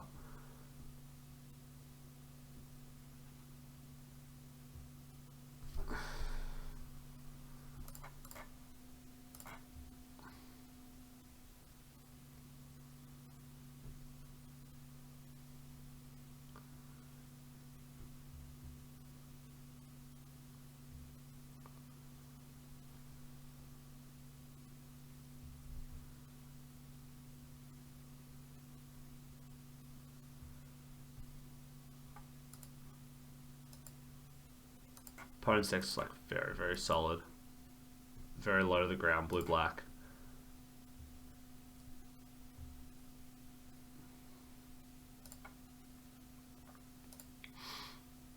So now we can attack. See, now I think we might want to ship with the team. Force them to go chump both of these.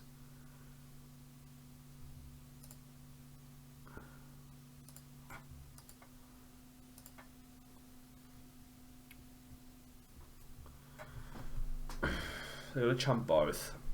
They can chump with a token. They can eat 1/1/1. Or Cryptomancer. Really good here. Now they can trade the 3/3.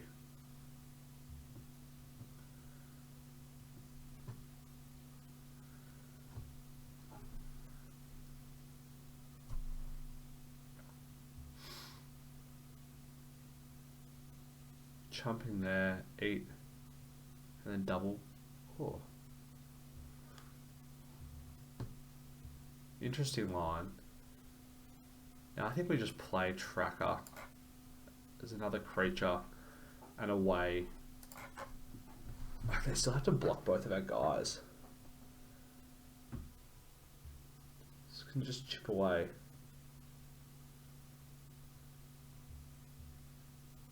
We are dead next turn in the air. Potentially we should have.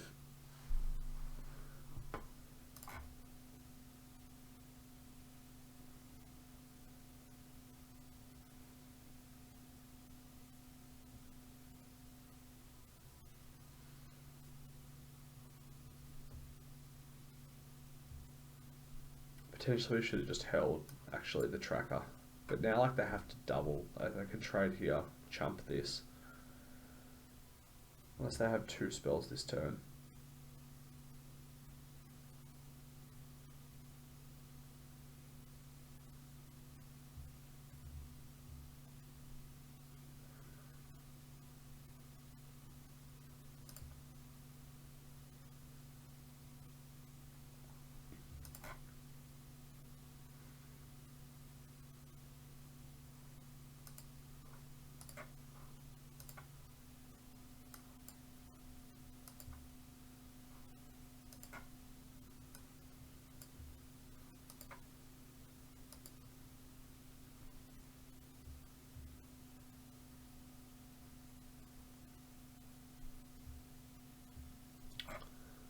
So now I have to have something.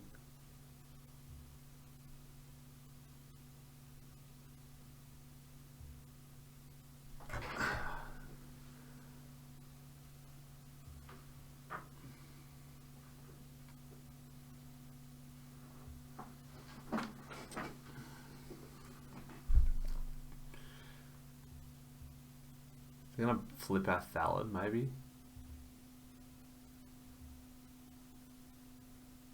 Like bounce the Thallid with Dispersal, vanquish the Thallid. Yeah, okay. Go to 2. So I think we're probably going to get this one. They have to have a blocker for this. This is abyssing them. And then they die to these. Yeah, okay. So opponent's very low to the ground, blue-black. I think we just want to bring in the second burgeoning here. Thespian's really bad against the 1/1, the Ica Drinker. Gloomfang Mauler is pretty slow. I think we just want to bring in the second War Historian, get a little bit lower to the ground here. Flitting Gorilla is also potentially quite good.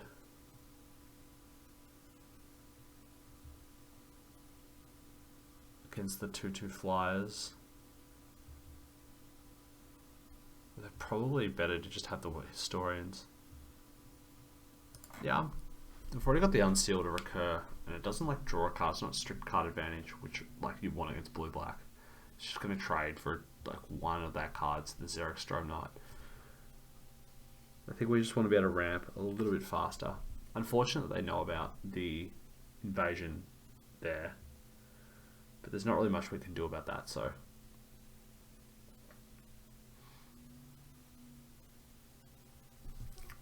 Alrighty, we're going to be on the draw here. Hopefully, like, hit our Portent Tracker into Blighted Burgeoning hand and just dump something obscene on turn.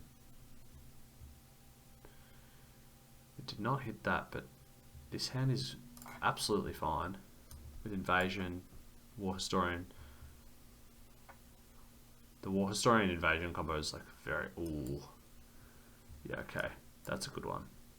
Because now we can go like turn 2 Tracker, Historian.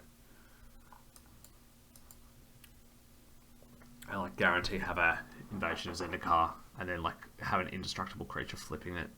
And even if they like go for a, like if they Final Flourish this now, not the end of the world, which I think is what they're thinking about doing. So now we're like pretty confident they have Final Flourish. And that's why they were holding that. Chrome Host Seed Shark, definitely one of the better ones against us. Really strong card in that deck. Really, really strong.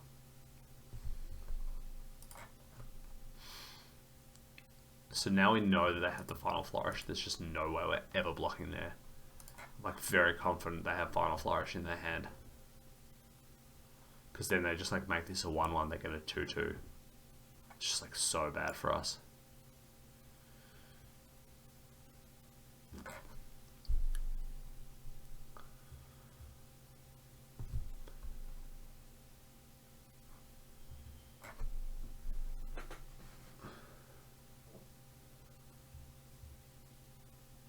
Need to find a way to kill this Seed Shark here. The fact that we have Invasion of Fiora is going to help with that. Like if things get out of control, we'll just be able to stasis field. Okay. Looks like things are getting out of control. It's possible we should have played the Moloch that turn. But I think we're just going to want to look for the Invasion of Fiora plan here. So they've gone for the Tracker. Well, now at least we can Moloch or Burgeoning.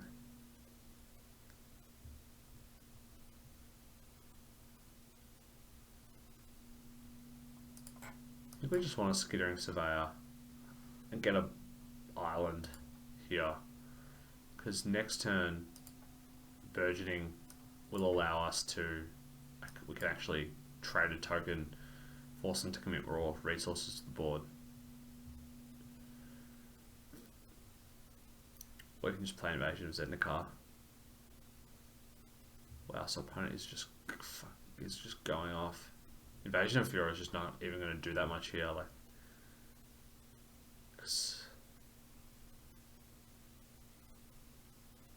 what do they have?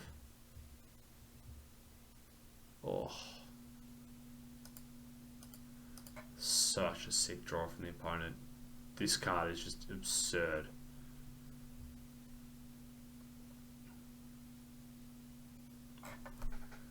Not completely dead here. Still like plausible. We can, like, if we can kill the Seed Shark and somehow like get some of our bigger creatures to block. Don't know about that one from the opponent. Now we're just burgeoning onto our island. Sago.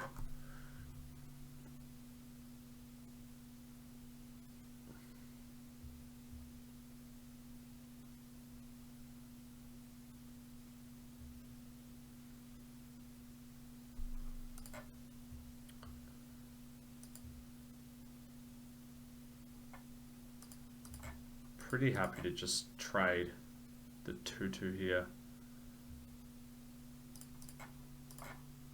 for the 3/3. I think opponent probably should have activated the 2/2/1 as opposed to the 3/3.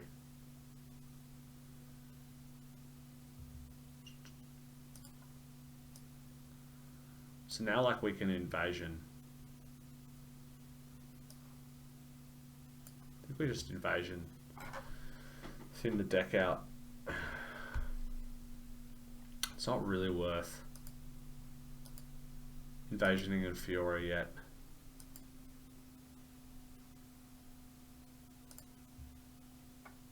We want them to like commit as many of these to the board as possible. It's like now we can trade Moloch for the 3/3. Well, that coming in.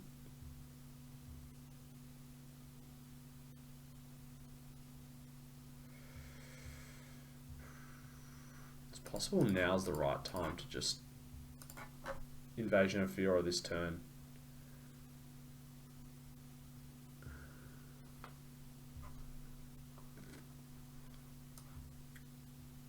They probably have counter for this, I think.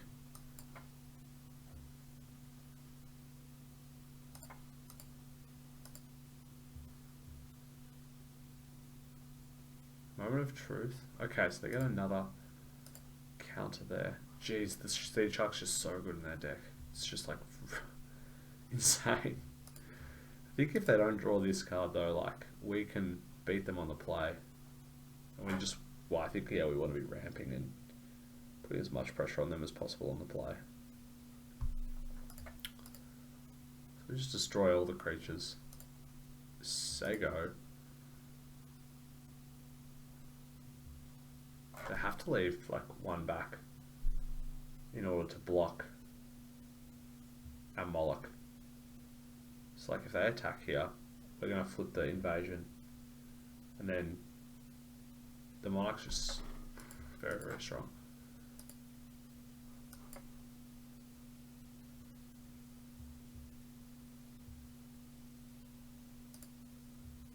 Probably got removal here.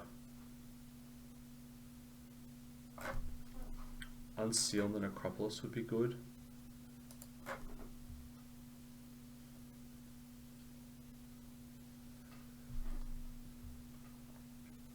This game's still somehow pretty close. Another burgeoning.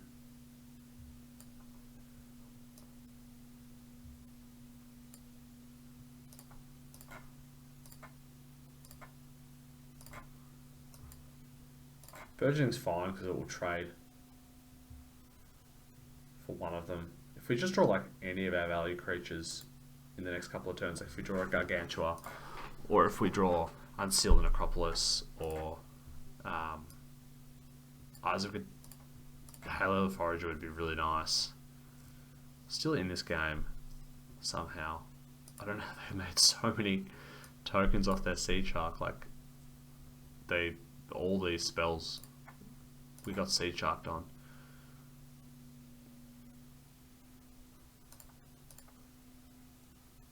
They're not putting the pressure on us though.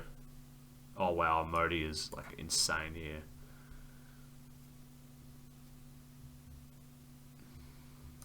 Doomskull Warrior is sweet.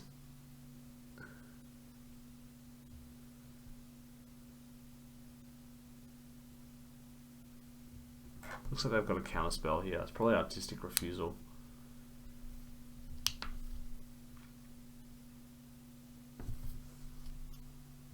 Okay, so we get a Modi.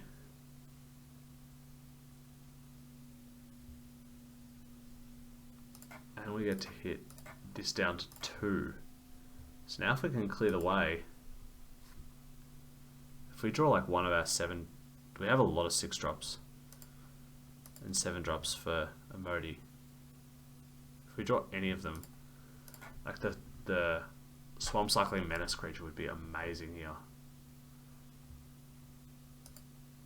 I think we like beat this deck if they don't draw the Seed Shark. We just need to like kill the Seed Shark.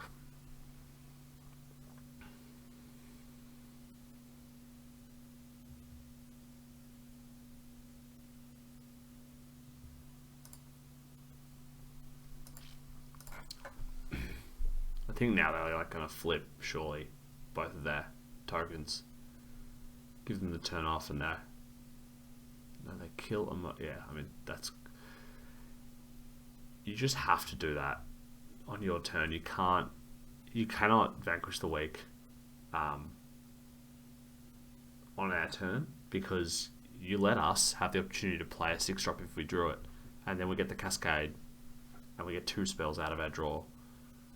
It's just you have to you really need to do that on your main phase. Okay, so opponent's discarding Stasis Field. I think we're in a bit of trouble now.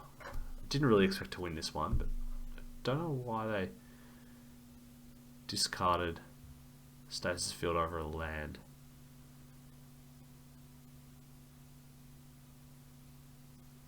Opponent should have flipped another Incubate token because they... Yeah, okay, this one's done.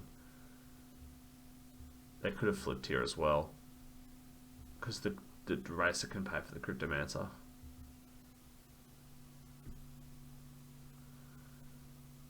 And then they have flipped this. So Halo Forager is interesting.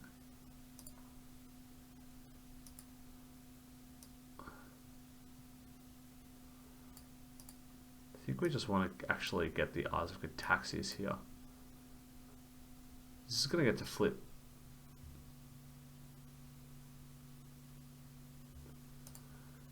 Halo Forager is a great draw there. Get that Eyes. Now we get a really solid blocker. We can Informant their last card out. Get to flip Invasion next turn.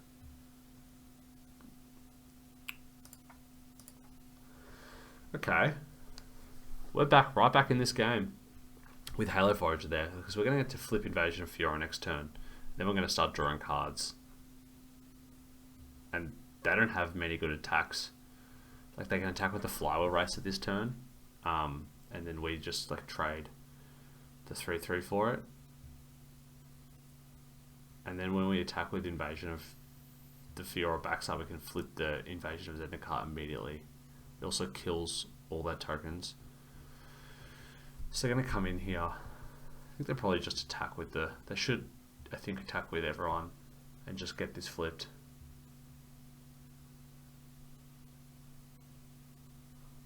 Oh, they're coming for us. In that case...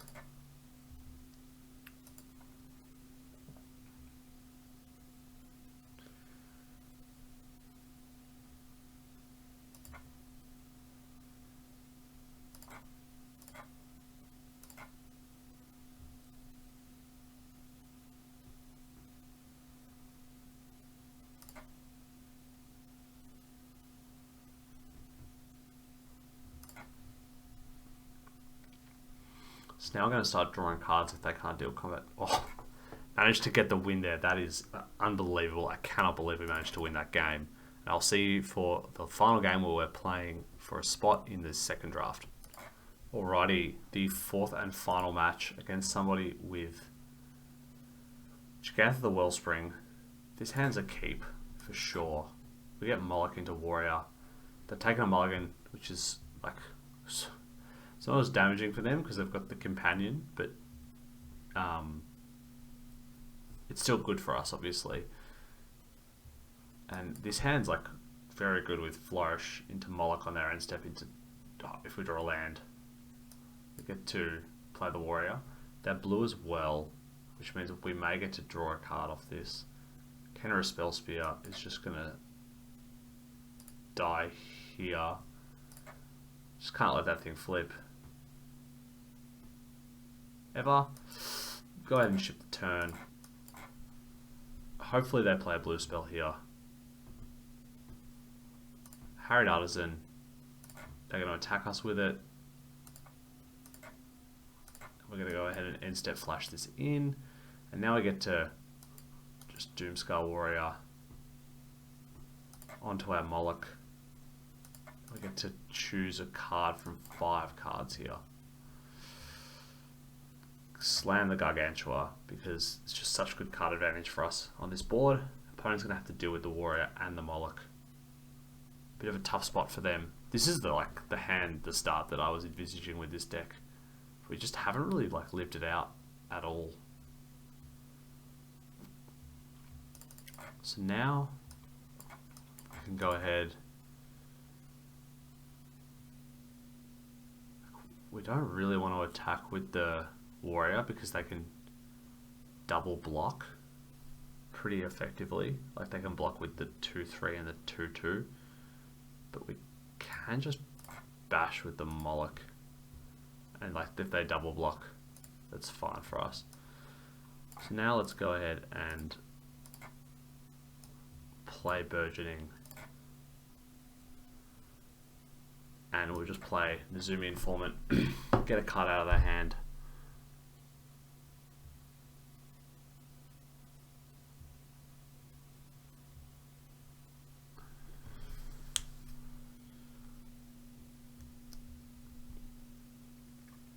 Temporal Cleansing, definitely a good one to get out. So they have Skittering Surveyor. So they've got some... Skittering Surveyor is pretty strong on this board. Okay, so they've got green.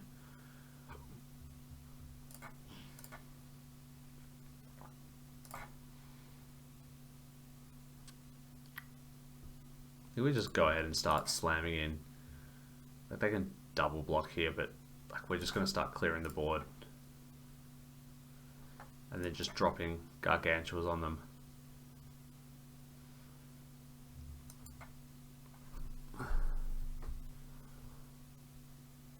So what could the green splash be for? It can only be for single costed cards. So another Surveyor. They're going to flip their Spell Spear here.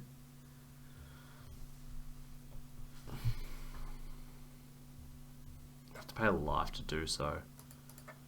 They're probably going to get Giganta, I think. I don't think there's anything for 3 red with Convoke. Okay. So now let's just Modi here. Get to Cascade. Okay, so unseal. Go ahead and get Moloch. Do we want to flip here? I think we just do this and ship with the team. Just start getting the damage in before they can convoke anything out. They take 5 here.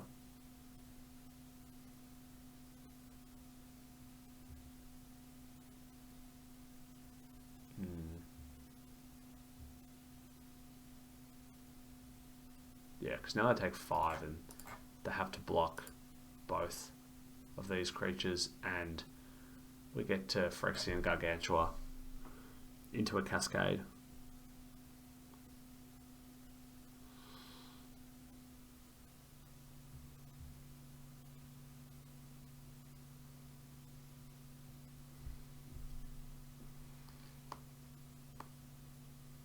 Host Charger is a good one. Oh, Actually, no, we just win. We just invasion a few of them, destroying all.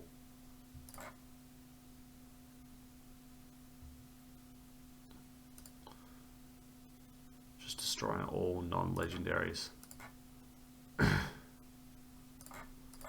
And hit them for 3.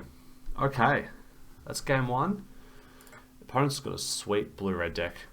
Gonna need. I think we're gonna want to cut the Mauler and probably bring in the War Historian here against them. Do we want anything else? Oh, I think Arachnoid Adaptation is going to be good here.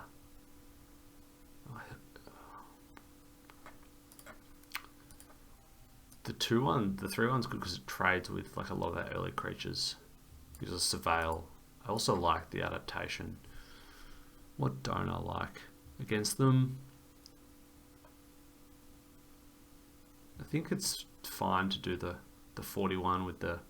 We have 1, 2, 3, 4. We have 21 mana sources in this deck. It's a shame we had to show them the invasion that game, because it would have been really nice to like have that up the back pocket, because they'll obviously play differently now. But there's also the chance against like a really aggressive blue-red deck that them not playing as aggressively is what actually allows us to win, even when we don't have the invasion in hand. So I don't hate it, and it's like you just want to lock the win up. You don't want to mess with it.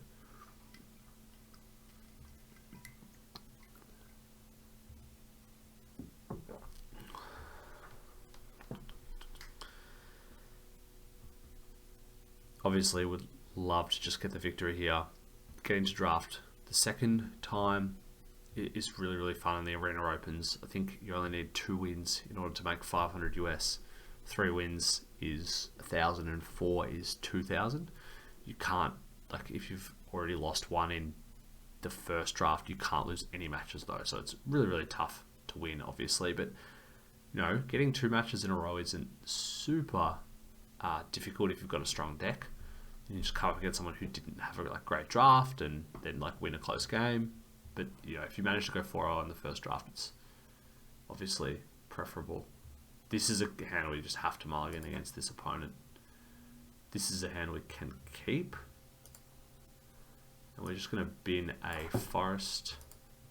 Having the invasions, sweet.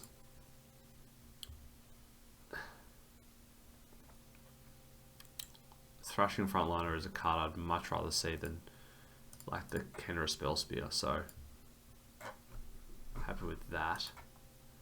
We'll go ahead and bash us. War Historian also just blocks it like pretty well. Now we'll just go ahead and run the War Historian out, and then we can invasion. Oh wow, so they put that in their hand. Okay, so now we just invasion them.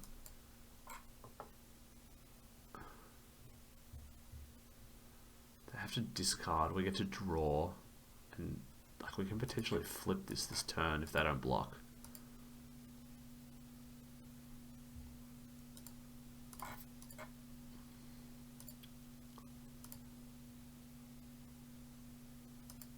Oh, probably should have flipped there.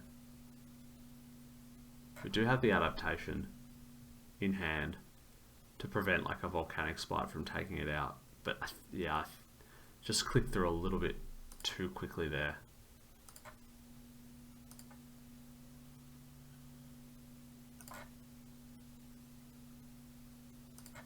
Now we just get to flip it this turn unless they've got dispersal. Nope.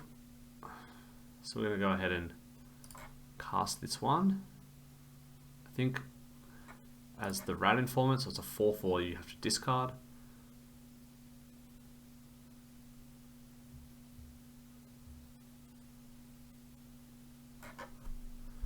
Take out one of their cards.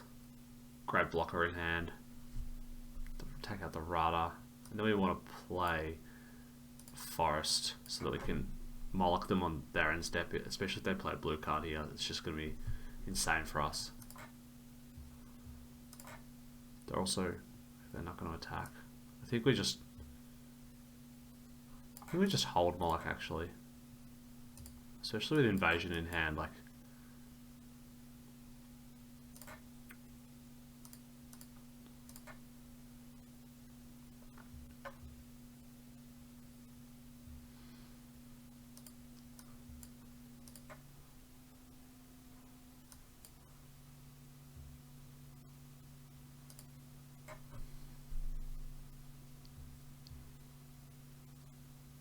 okay, so they've got Cryptomancer. Still a 2 for 2. Really, it's a 2 for 3 because like the Cryptomancer's left over and it's just like not that good. Gigantha's going to come down now.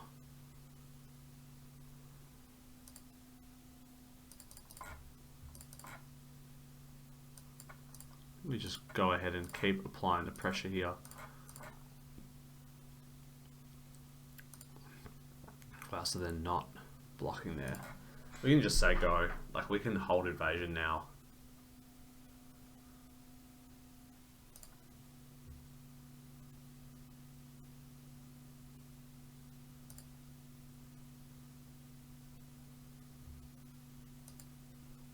Yeah, so they're going to get in.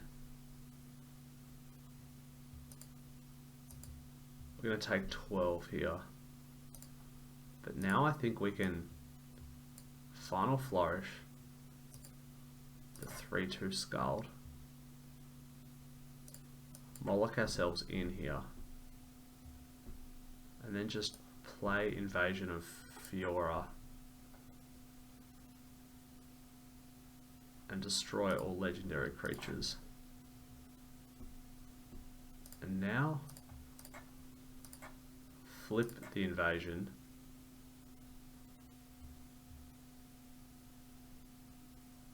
Which is just insane on this board. And then just follow it up with a Thallid. It's possible we're meant to just hit them there. Spell Spear's fine. Slash is fine.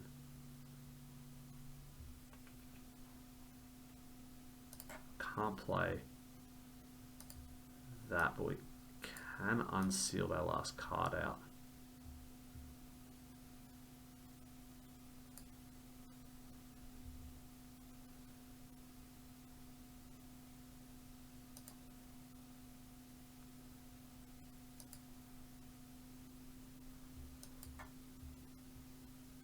Get that last card. And then just ship with the team. If we ship the team, they have to block. We actually need to leave some back here.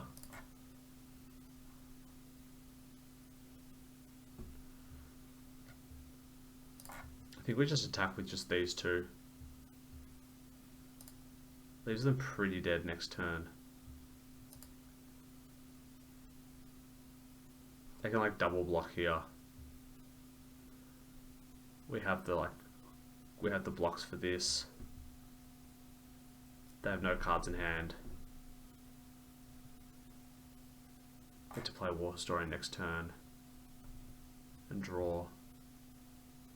So potentially they should double block the Monarch, but if they're sort of damned if they do, damned if they don't, because if they double block the Monarch, then they lose their whole board and we just like dominate them for the rest of the game. If they don't,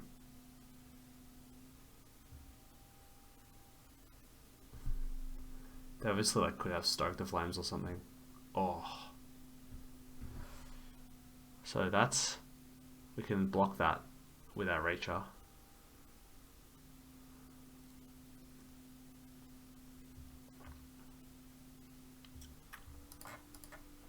We do need to draw something to deal with that. That's probably the best draw in that deck.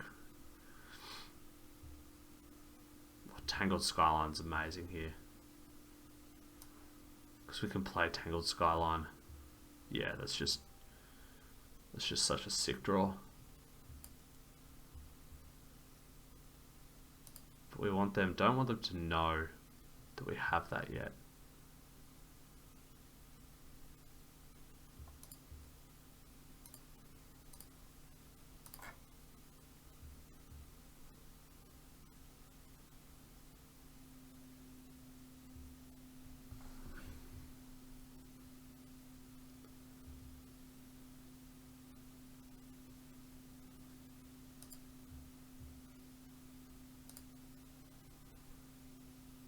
So I'm going to block.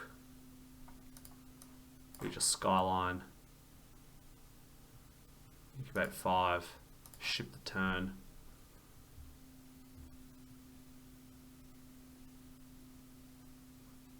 Captive weird. Not going to do it, I don't think. They can like take the life hit. They're not going to be able to cast anything. And my cheese is just going to rule out here, I think.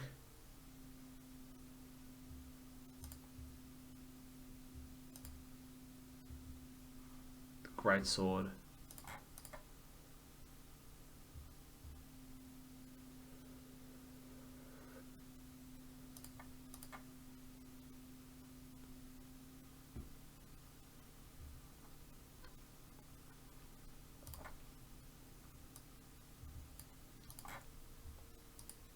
So we can final flourish.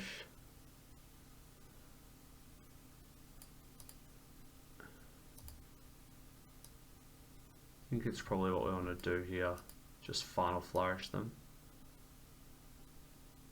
And then play.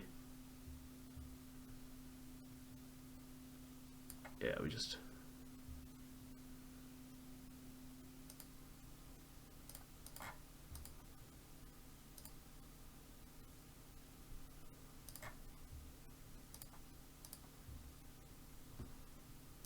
sack this.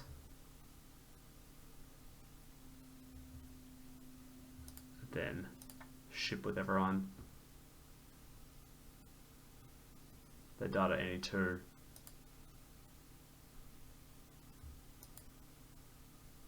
They died at any 2. That's the win. Good game to opponent. I think we probably could have won the match we lost, but really happy with 3-1. We get to draft again on day 2 for the cash. Be sure to leave a like and subscribe because we'll be uploading the video the next day of our second draft in which we'll be playing for the big bucks. So I'll see you then. I hope you enjoyed the video.